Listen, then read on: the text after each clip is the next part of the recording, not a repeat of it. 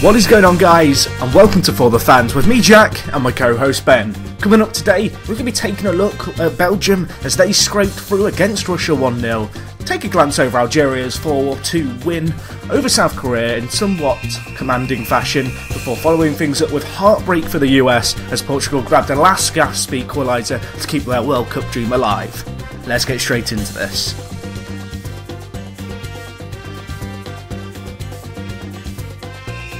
Good afternoon, everybody. I'm assuming this is the afternoon to where you're listening for. It may not be. It could be anywhere in the world. So the time zones are different.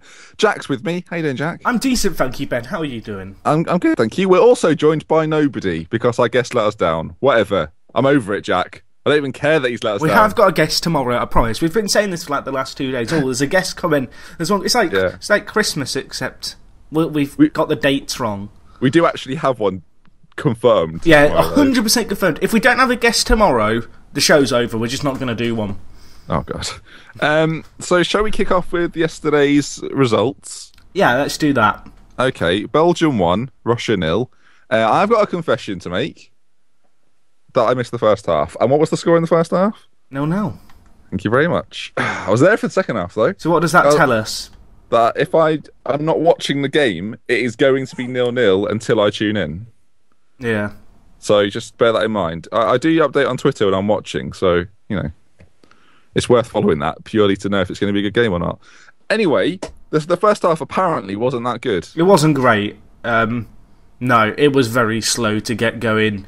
There were very few players in this game who kind of played well throughout the entire game. Kind of players who looked like they might do something with the ball. I mean, Lukaku was a little bit uninspiring again. Yeah. What are Belgium going to do about that then? We'll start with Lukaku, because he is like, everyone was expecting to have a massive tournament. Obviously, no Benteke, but everyone thought, who cares about that? We've got Lukaku. Yeah. He's basically a carbon copy. He's going to be the man to make sure we qualify. I thought he'd have a great tournament. I'm not trying to reveal any predictions there, but I thought he would be a star of this tournament, and he's just not done it. They've brought Origi on in both games, and he's looked a better player. So whether he'll start in the third game, I don't know. I mean, speaking of him, I was just going to say, my favourite stat about Lukaku is the fact he's yet to receive a pass in the opposition penalty area in his first 2 games. An early stat from Jack. That tells you everything. It does tell you everything. He's like the Ricky Van Wolfswinkel of the World Cup.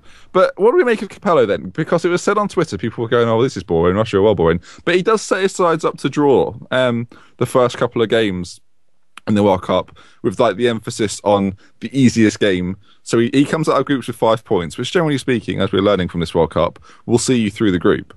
Yeah. Obviously, it's not worked against Belgium. It worked for 88 minutes. And then, as you mentioned, Origi comes on for Lukaku, bags the goal. Good goal as well, actually. I was pleased. It was a nice run from Hazard, whooped down the line, pulled it back, bang, goal. Yeah. And at that point, Belgium underwhelmingly secure their place in the next round. But I've got to start for you. Have you now? This is a turn up for the books. I know. All of Belgium's goals in this tournament have been scored by substitutes. Well, just keep subbing players on in the first minute is what I'd suggest. So my question for you, Jack, and I'd like a good answer here, is Mark Wilmots getting it right, or is he getting it wrong? Because he's obviously not starting the correct team, but his substitutes are spot on, it seems. Maybe starting the correct team to kind of put themselves in a position so that when he makes the decisions that need to be made, he looks like a genius. But against Algeria, they were 1-0 down. I think that was tactical. I think he just wants to have an exciting World Cup. So you think he's doing it for the people rather than the success of Belgium's national team? Well, I'd like that to be true. I like to think that he doesn't care about his job. He just wants to entertain. Yeah. Well, a lot of people are saying, well, Belgium's group for a start isn't that tricky. It's a bit like France's group, to be fair. They've got one other decent side in it, and aside from that, they're cruising. But as I've written in our notes, they are winning games, and that is far more important in a group stage, just to win ugly. I think if you ask Brazil, Spain, England, and Germany that question, and Italy even, would you rather just win or would you rather entertain with a draw? Yeah. I think we all know what they'd say. So it's not important for them to excel in these early rounds. Of course, it's good for confidence, but the important thing is they get through the group stage in a somewhat comfortable manner. Yeah. And it looks like they're going to do that. Capello, though, not bothered, Jack. He was happy. He thought the result was unfair, though. He was like, we've played very well there. I'm thinking, I didn't think Russia played that well. I'm doing my typical stat attack. They had 3 shots on target from 12. not good enough. They completed 2 of 24 crosses. Like, Not good enough. If you're going to cross the ball in that much, granted that does include corners, but if you're going to cross it in that much, you've got to win some of the headers. Like, I think the interesting thing for me is that obviously we spoke about Russia's changes, and they did start with a few of the players that came on and influenced the game against South Korea in the first round of fixtures. But they didn't really capitalise on that new energy within the side. No. I want a team like Russia to go at a side like Belgium, because you're not going to get many chances to score, as you mentioned. Only 3 shots on target from how many was it? 12? yeah. So actually they are creating chances. They're just not being clinical enough. And that has been Russia's problem in the past as well. You take Pavlyuchenko out of that team, and where are they? Is Zhirkov the quite old striker for them? Because he was... he's not a striker, but I know who you mean. I think... I'm talking about the striker. I can't remember what his name is, but it was a striker. Kurzhakov. Thank you. They all end in Kov, don't they? It's all confusing. Do you reckon on the Russian exam papers they just have the word Kov at the end of the name box for them? I don't know. Just to save time. Yeah. But anyway, no, Kurzhakov for me, I've got to be honest, I've seen him play in the Euros 2 years ago. Seen him play in this World Cup. He's so underwhelming. You're not impressed? I'm not impressed. In the Euros, he had a really bad tournament 2 years ago. And coming into this tournament, I was kind of like, he's back. He must have had a good 2 years. Can't say I follow Russian football too well. Well, apparently he has had quite a good couple of years. And he's actually scored in this tournament, has he not? Did he not get the equaliser? He may well have done. But, just not very clinical. All right, well, that's fair enough. But anyway, to sum up, Belgium 1, Russia 0. Belgium make their way into the next round of the tournament. So, who was your man of the match in this game from what you saw? Because there was a player for me who shone, and he didn't get man of the match, but he played very well. One of two. Probably Mertens or Hazard, probably Mertens. Ooh, that isn't who I was thinking of. Were you going to say Witsel? Yeah. Yeah. He really impressed me, because, as I said, I don't watch a lot of Russian football, and he plays in Russia. He does, actually. That's a good point. And I've seen little bits of him, like in the Europa League. But I was kind of curious to see how he'd play, because he's one of these players who you hear a little bit about, but he doesn't really get much of a chance to show it. And he completed all of his passes. Did he? He didn't miss a pass. And have you got the stats in front of you, and that's why you're impressed with him? Well, no. In the game, I noticed this. Oh, okay. Just for me, he controlled the midfield really well. I don't want to say he was Pirlo-esque, because he was willing to go forward. But for me, he played well. Obviously, it's a testament to the players' movement around him that he's able to pick out the passes. But for me, he was just an absolute engine in the midfield for Belgium, and really kind of dictated their play from deep. Well, and they need that, because, as we mentioned, they're not dominating teams. They're going about games and winning them. Maybe fortuitously, but whatever. There were a lot more goals in the South Korea versus Algeria game, Jack. This was a weird game. A game that won't surprise you to hear. I watched the entirety of. Did you really? Well, that explains everything. Because there were 6 goals, so don't thank me. Where do you want to start? With who? The clinicalness of Algeria, the defensive woes of South Korea's centre-backs. Take your pick.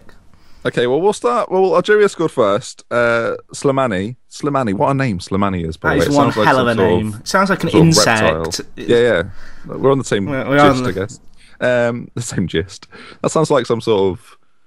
Sounds like a really, it sounds like a drunk list. Yeah. A gist.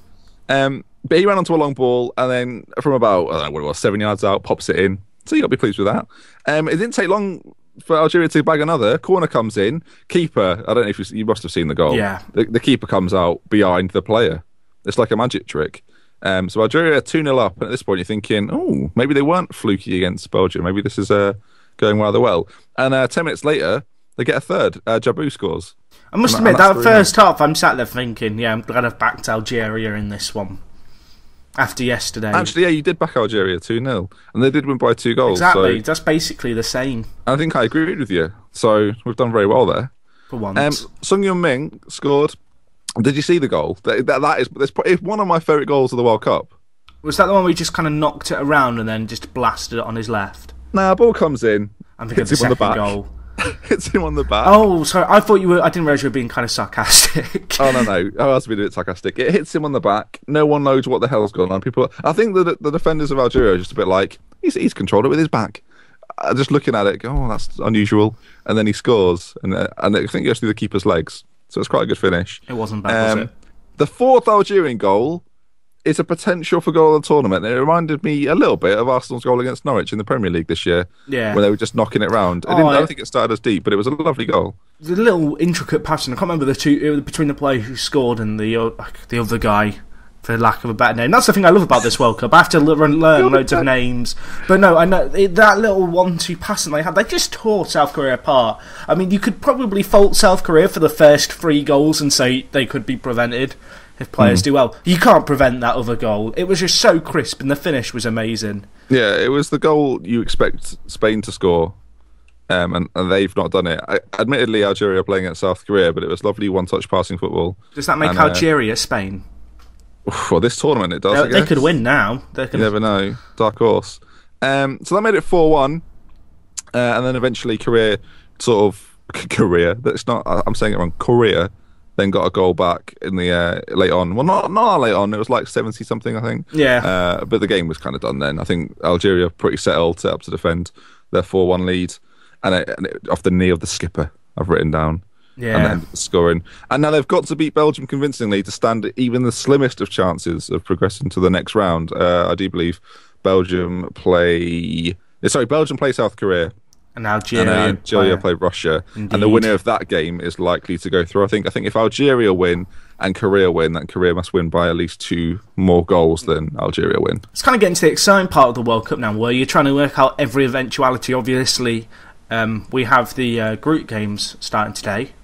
So it's kind of getting to that stage where there is kind of you've got out your little whiteboard or your blackboard and you're making like little math notes about what's going to be happening in all the games. Oh, if this happens and this happens.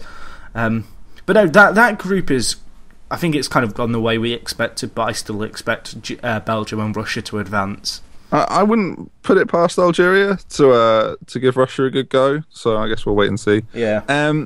The exciting game of the day, despite that having 6 goals, the exciting game of the day was undoubtedly the USA, Team USA, they're going all the way, versus Cristiano Ronaldo's Portugal. Indeed. Nani took the lead for the Portuguese.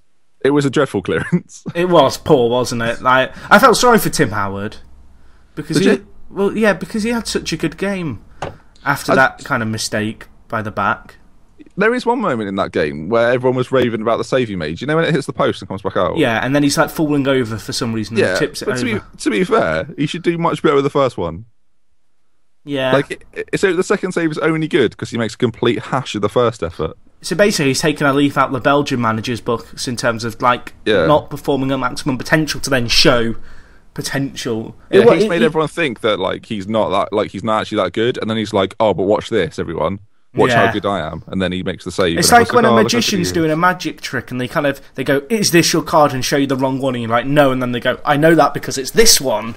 Yeah, and it's on a screen behind you, held up by 2 women in bikinis. That's a dream I've had. What? But yeah, so Nani to the lead. Decent finish. I guess he's got to finish him, and it is Nani, so you never know what's going to happen. And then Jermaine Jones. Where did that come from? If Messi scores, everyone's he's the world's greatest. Tell you what, Mr. Jones, you are the world's greatest. Mr. Jones, calling Dr. Jones. What a hit it was. No one expected that. I think everyone was sat there ready just to scream at their TV, why the hell are you hitting it from there? And it just swerves crazily. Yeah, I think everyone's thinking, oh, cut inside and hit it. But then there's the sensible part of your brain going, he's just going to pass it back out wide. And then all of a sudden flicks it into his right hand, right instep, and then smashes it past Bento in goal, who just was left standing. I loved Bento's reaction of, couldn't do anything. Yeah, I'm not too good with that. He kind of just watches it and goes, it's gone in. Did you see how hard he hit it? I'm not getting in the way of that. It was a bit He was a bit blindsided, and the way the ball moved in the air was just crazy. Yeah, Brad Friedel was on his side. I don't know if you saw the post-match. I did. He was loving it, wasn't it? Friedel had the best day ever, even though they drew 2-2. I love Brad Friedel as a pundit. Do you? He reminds me of the bodyguard when he sat there hunched over Gary Lineker. He's like if Bruce Willis wasn't famous. Yeah. I could see Brad Friedel in the next Die Hard. Oh, imagine that. Right. Friedel in Die Hard. Can someone mock up that poster for me? That'd be great. If someone could tweet out for the fan show, Well, Photoshop with Brad Brad Friedel. like as John McClane, that'd be excellent. I have no idea what to say to that. Should we move No, on to this? That already exists. I bet that already exists on the internet. I'm going to look for that later. Make a note in that. Can you make a note for me just so I can read that later? I'll make a little note for you. Thank you. So yeah, and that was USA weren't done, and I love the American fans on Twitter. If you're an American listener, I love your reaction to football because you're just excited. I was tweeting about it, and I was like, "Oh, I love how excited Americans are. I love how like they don't care about the negatives; they're all about the positives." To which then loads of English people are like, "Oh, well, shit, that's because they don't understand the game, you idiot." I'm thinking, well, that sums us up, doesn't it? And we'll whinge about other people's success. You were a victim of this. I was one of the people that was more out of a little. You're a perpetrator. All I said was it's because they don't give a beat about the sport. Words, which Mrs. Jack would not like. Mrs. Jack, on Twitter. Right, so Dempsey scores. You've got written down a body shot here. I'm sorry, it's hit him on his knob. Yeah, so it's a knob shot. Yeah. Okay. Is that a term? Is that something that we're going to see in training schedules across the land in America now? Kids attempting to replicate the knob shot by Dempsey. Well, maybe. He can't do it with his nose, can he? That's already taken a beating. And at that point, Ronaldo's starting to tear up. And it is one of the finest sights in football, seeing Cristiano Ronaldo look a little bit bedraggled and a little bit like, I'm trying so hard here, but I'm playing with Bruno Alves. My favourite thing about this game was just how the USA sign kind of set up, where they pretty much decided, we're not going down the right, we're not going to even put it near Ronaldo in a spot where he might get possession, we're just going to go to the left. Yeah, like you've got the pass map, haven't you? I sent you a pass map, Ben, and it's just blue down the left-hand side, and then the right-hand side, I've just got this image of Ronaldo sat there like, guys, come play with me. Yeah, it seems a weird tactic to, like, when America have got the ball, they don't want it anywhere near him. They're like, we don't even want you to be picking up a loose ball. And there was an occasion where actually there was a lovely bit of footwork by Ronaldo in the first half. Oh, my words. He gets it, and he takes on about 4 of them. I'm just like, oh, so that's why he's good. I do quite enjoy watching Ronaldo do skill in that, because not many players do it so often these days. Yeah. It's a bit of a rare quantity, so I like the fact he did it. And speaking of Ronnie, he's on the right-hand side, Beckham-esque, plays it to the back post, last minute of the game, last kick of the game, pretty much. And the flying V comes in. He was a flying V, wasn't he? Yeah, Varela, with the last touch of the game, levels it for Portugal, and American hearts are broken. Do you want to know something about this? Okay. I turned off in the 94th minute as it hit the 94th minute, thinking the game was over. So you missed the goal? I knew about the goal and turned it immediately back on 30 seconds later when I saw Twitter explode. Oh, Jack. I was there like, why did I turn off? This is football. I was watching. You should have known. I was heartbroken. Never mind. Anyway, that means that America need a point against Germany. Now, if they draw, then they'll both go through. I'm pleased to announce, and hopefully he does turn up, because I'm calling him out now. But we have Zweiback, the FIFA YouTuber. Yeah, I know you all love FIFA YouTubers. I know what you all like. You love it. And he has got USA. He lives in America, and he's got German roots, I think. So he's going to be torn. We're basically going to bring on a guy who has no idea how to feel on the day that he's recording with us. That'll be on the 26th. That's on Thursday. So look forward to Thursday's show when we've got him on to discuss the tactical battle between Klinsmann and Jogi Löw. What did you make then of the way that Germany kind of USA played against Portugal, like in terms of avoiding players? And is there a player who the USA are going to have to kind of do the same with against Germany, or is it a completely different situation because Germany are that much more kind of balanced? I think it'll be a really difficult game for us. I think it'll be America's most difficult game. I think the games they've played so far, they've been able to sit and be quite comfortable, but Portugal aren't a side that kind of nip it round them very quickly and make it really difficult. And Ghana were really underperformed against America as well. We shouldn't look past that. I thought Ghana were really poor against America. I think it'll be really difficult. I think Germany will step up. Obviously, they've got their draw against Ghana, which is fresh in the memory, and they still need to win the game. Remember. So I think USA and Germany are in exactly the same position. Yeah. So it'll be very interesting to see. I think if Ghana beat Portugal, then Ghana will go through it, and it'll be one of America and Germany. I was kind of surprised by. You think of Ronaldo, and he's quite a disciplined player in terms of, like, if you attempt to do something, he'll keep doing it. And I think that was an example in the Germany game. He didn't ever stop running. But he did definitely get frustrated against the USA. Like, he drifted inside, and actually Almeida, the left back, for me, ended up being like one of the standout kind of players in terms of influence in the game, because Ronaldo kind of pulling inside created that much more space. But it's kind of it made Morales in the centre really struggle, I felt. Like, he seemed to misplace a lot of passes. Yeah, he's not that good. Do you know what amazes me about Portugal? Well, not Portugal, Ronaldo. Yeah, hit me. He doesn't look that injured. No. Everyone's whinging about the fact he might have to retire after this World Cup. I saw something about that, and obviously it's kind of been leaked everywhere, hasn't it? Oh, if Ronaldo keeps playing, he could end his career. According to every Portuguese news source, according to every news source which actually has a credible interview with the person treating him, that she never said it. Yeah, I think he's fine. I don't think it's true. Like, he might be carrying a little knock, but it doesn't seem like anything that's causing him immense pain.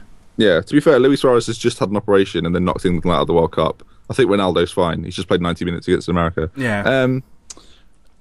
Shall we end that roundup of yesterday's action? Yeah, I think we are good to round things up right there. Shall we move into the Twitter question of the day? Indeed. So I didn't have a question for today. And I overslept, so I thought, I know what we'll do. Because I'm the question asker. You are, aren't I? I am. That's my little role. What I take the in quiz this podcast. master, the quiz master, and the question master. So I thought, you know what? We'll switch things up a little bit, Jack. We'll get the viewers to ask us questions. Oh, excellent! I know, right? So I've got some here. Shall we take them different? Like, we might as well do all these. We've got Philip. We ain't got a guest. Do what we like. Well, exactly. Shall we take them in turns? There are a few questions for both of us, though. Yeah, let's go for it. You have all the questions. I can get up the questions. No, you're all right. I'll read them to you. Oh, excellent. Okay, you do that, Mr. Quizmaster. So the first question: who do you like? Which team that's gone out would you like to revive into the World Cup? Japan, like England, for example. Obviously, Japan. Traitor to England. All right. Someone else asks, if you could manage a side in the World Cup, who would it be, and what strategy would I use to win? I would be Spain, and I'd do what they did in the other World Cups, because that was really good. Brilliant. So I wouldn't have done what they did in this one. Another question for Jack. How many cookies can you give me? Not me, the person that asked the question, which was FM Proc. I don't make cookies. Okay. Someone asked favourite ever player. We can both answer this one, I guess. Favourite ever player. Jake Henley asked favourite ever player. Favourite ever player? That's a great question. Mine's Zidane. I'll fire it in there. Mark Viduka. Excellent. Steven Gerrard is my serious answer. So Tommy asks, how far do you think Costa Rica will go? First knockout round. I can see them getting beaten by someone who they shouldn't get beaten by. Colombia or Ivory Coast is likely. Yeah. So we'll see. I will answer the question, which is favourite World Cup moment ever. Actually, we'll both do this. Favourite World Cup moment ever, not just this World Cup. So ever. Or shall we just do this World Cup? Shall we limit the question? I think we do both. Why not?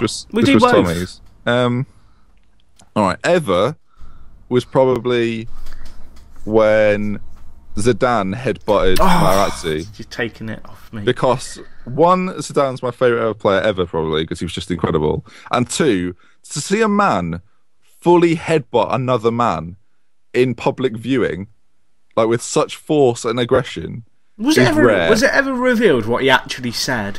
It was apparently about his mum and his sister, and Zidane was like, "I'm not having that. I don't care if it's a World Cup final." Bang! But probably my favourite World Cup moment ever. Of this World Cup, it was either Akinfeev's mistake or when Neuer did a little bit of a circus trick in the game the other day.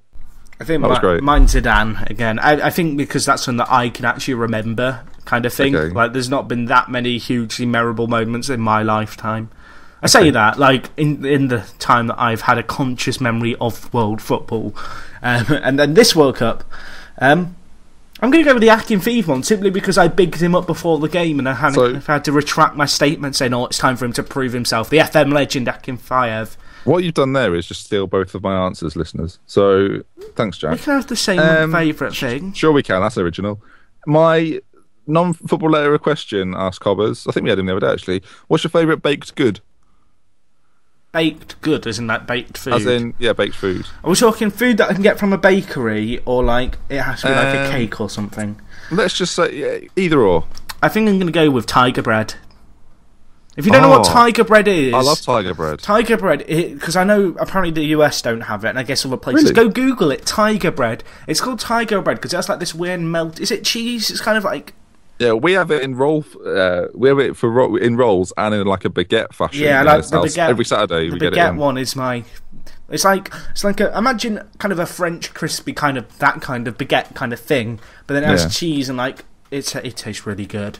Just very nice. You can make it online. Yeah, this has turned into the Food Network. I know. So Tiger Bread, get on that shit. My favourite baked good is probably like a sausage roll. A sausage roll? I do love a sausage roll. Yeah. Like I'm for Tiger Bread, but I quite like a sausage roll. Just a classic. Do you bake a sausage roll? Yeah, I guess you do. Jay asks, what is something about you both that would hate you for? Be as controversial as possible. I've got an answer for this. Have you actually? Yeah. I'm now a Twitch partner, so if you want to watch my stream, look forward to the ads that I'm going to be running. Oh, you monster. I know, right? What's yours? That you accept bribes for commentary? Something that I'd hate, that people would hate me for if I revealed. Yeah, what do you do that people don't like? I don't actually like Football Manager. No, I do like Football Manager. That's a complete lie. Oh, I thought you'd been serious. I was like, well, it's about time you came out. The final question from James Taylor, who is a friend of you and I. If you switched lives for a day, what would be the first thing you would ruin about each other's lives? So I'd probably like your computer's having a rough time today. It is. It's not having the best day. But I would destroy that. Sorry, Mrs. Jack, but I have to use this because it's an emotional reaction to what would be happening. I would destroy the shit out of your computer because you'd be devastated. I'd still have my laptop there, my Mac. No, every electronic. I'd come into your room and that's more than one thing. I would set an EMP off. That's the first thing I'd do. Brilliant. What would you do? It's a really obvious answer. I wonder if you're going to go with it. Burn down your house. Okay, I thought you were just going to say kill Ellie. But no, she'd die in the fire, so that'd be fine. Excellent. Well, that's what a lovely. So on to today's games.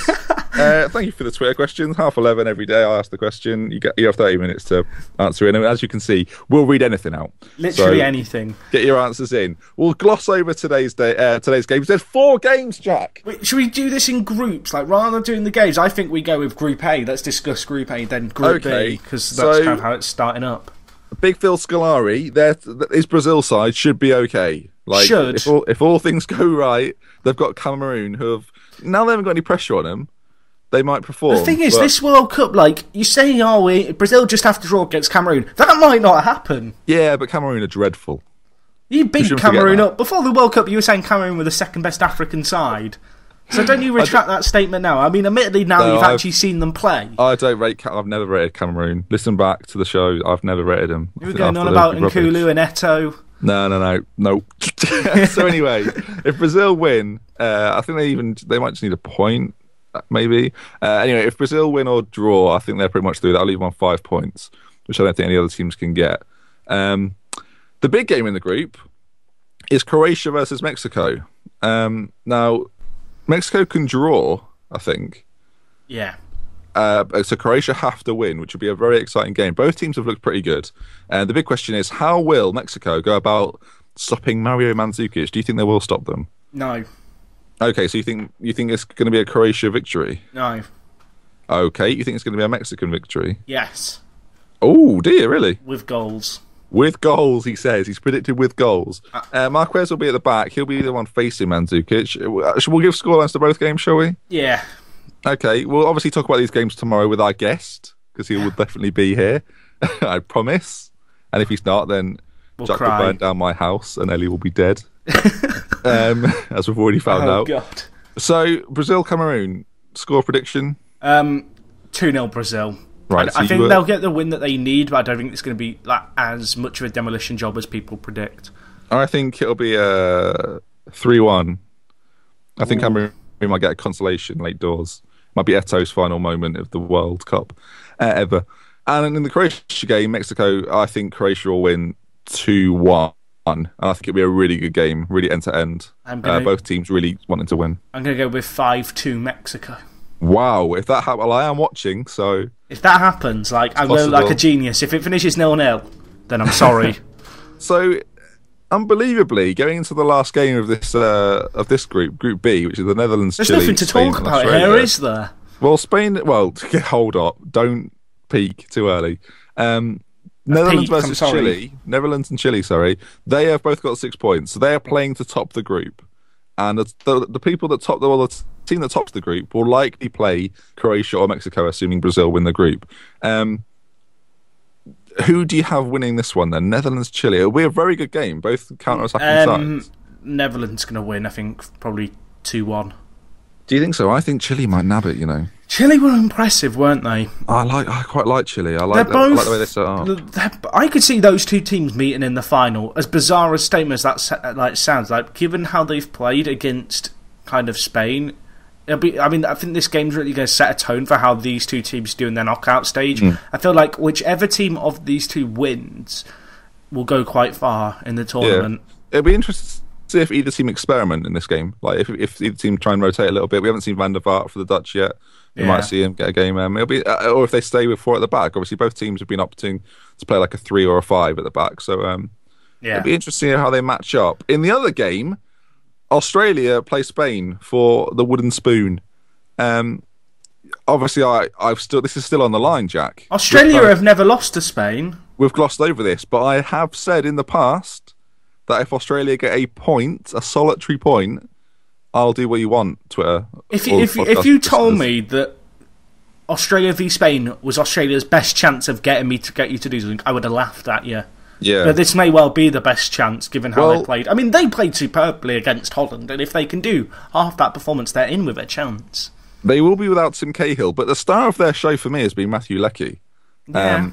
He's been really he's just exciting. He's a player that obviously the Australians can get behind. Do you know who he plays for at club level? Because he's quite young, isn't he? I've never heard of him. I'm going to be honest. I don't know, but I think he does play in Australia, and he's I think he was bought. I read it somewhere. He was bought for 600,000 by this Australian team, and he's potentially good. You're googling his name, aren't you? I am. I want to find out more.